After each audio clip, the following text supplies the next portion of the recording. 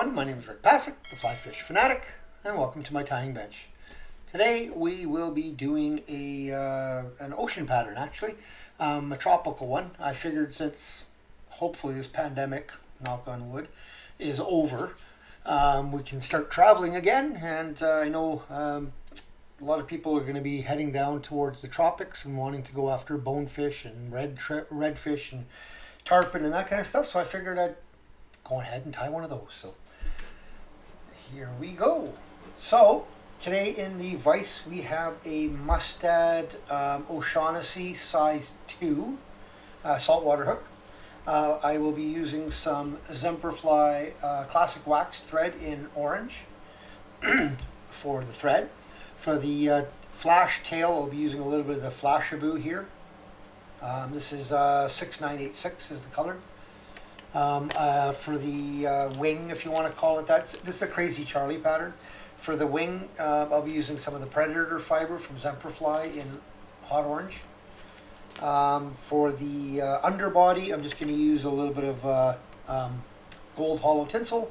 And then for the overbody, or the main part of the body, some vinyl rib in amber. All right, let's rock. Oh, and obviously a hourglass eye for the weight. You definitely want weight on these. You want them to kind of sit down on an angle, kind of. So I'm just going to be using some one hourglass bead in a kind of a silvery black here. I would have used a red, but I ran out. So I'm going to tie it about 3-4 mil back from the eye. I'm going to tie it in, get that nice and tight.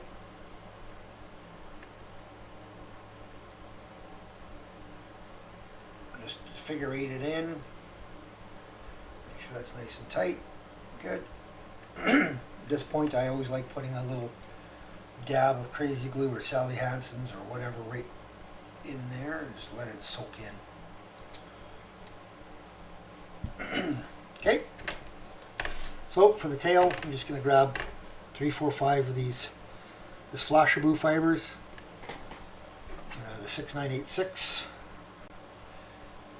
I mean, don't go crazy with the color. If it, something orangey, reddy kind of.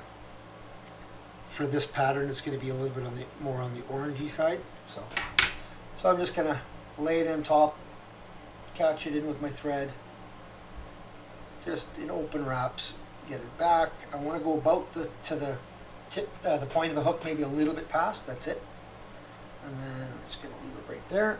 And cut it off about the length of the body there. So about there, give or take. Okay. Now I will tie in my. Just got stuff all over me. My vinyl rib. Now this vinyl rib is a large that I'm using, okay, because it's a larger hook. So it is a large, and it's pretty substantial. And if you put this on, like if you just catch it in the back end, you'll end up with quite a bump. So I like catching this in right at the front, and it's kind of hard to see on camera, but it does have a flat side. So I'm going to put the flat side down, and I'm just going to catch it in.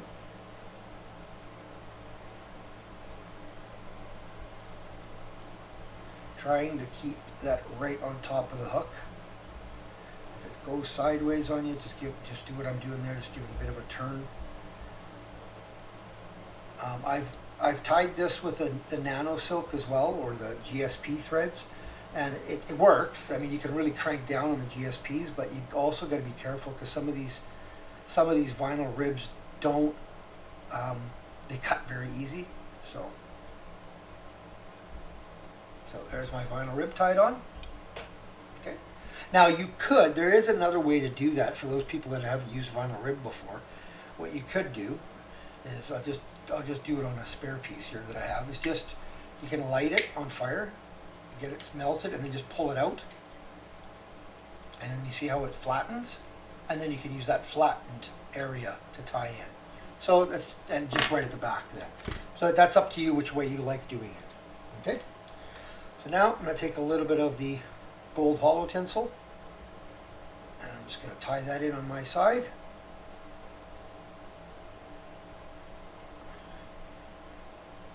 Bring that forward all the way. So now I'm just going to wrap my gold Holo tinsel for my underbody, because this will show through that amber V-rib. This will show the color through, right, in that holographic, that sparkle. Right, and that's what I want. I just want that color to show through. It's not going to really be like uber flashy, but it'll definitely show through.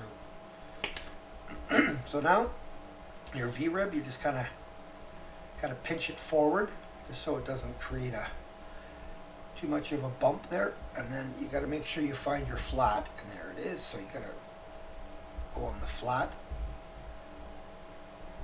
give it a good pull at the beginning, and then just touching wraps forward, and good pull, good pull. Oops, sorry guys, lose my vise there. So a really good, nice tight pull. I want the flat side of the V-rib down onto the shank at every turn, so you got to make sure you've got that as you turn, and just come right in behind there, and then just tie that in. 2, 3 behind, 2, 3 in front, and I do it again, just because this V-rib stuff is slippery and can pull out. So let's give it a nip off, nice and tight there. You're not going to really see this anyway, because the wing will kind of hide that little stub there, that little cut-off stub. Okay. So then I'm going to turn the fly over and come in front here. Just build up a little bit so it's got that orange underbody. Again, here sometimes I'll put a dab. If I don't think I got that tied in really well, I'll put a dab of glue, but this time it looks like it's tied in really well. So a little bit of Predator fiber. Now I don't want to tie it in like that, because it looks unnatural, so because that's where I cut the last one off. And I'm just gonna kind of pull out and give it a bit of a more natural tapered look. Right, so then when I bunch it all together, it looks a bit more natural. So now I'm going to tie this in here, and I want it to come to about the end of the bend of the hook, so about there. So I'm just going to cut that off. So I'm just going to make the nice cut here on my...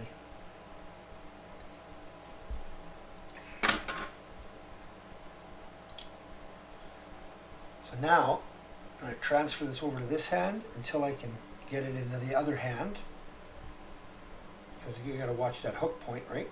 And then just loose wrap, catch it, loose wrap, catch it, and then I'll start binding down really nice and good and tight. Okay, don't worry if there's a little bit there overlapping into your eye, because I will take care of that, and so can you, right? So now a little bit of a whip finish. After I've built just a little bit of a head up, I don't want too crazy of a head on these.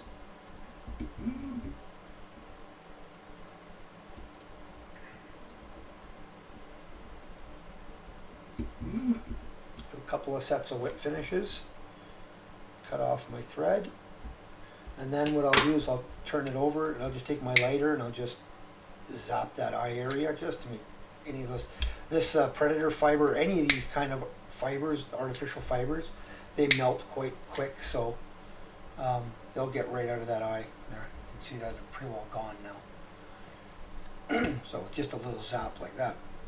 And then just a little bit of whatever your preferred head cement is. Crazy glue, head cement, Sally Hansen's, up to you. A little bit on there. And you are done. You're ready to go. So that's it. It's a fairly simple fly.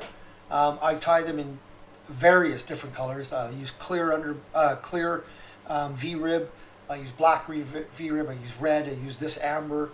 The clear, I really like the clear because you can do whatever you want under it. Like again, you can put gold, silver, red, black, it doesn't matter. You can do all kinds of underbodies and then put that clear over, and the clear will just kind of shine it through, but it won't be like black. It'll be kind of black.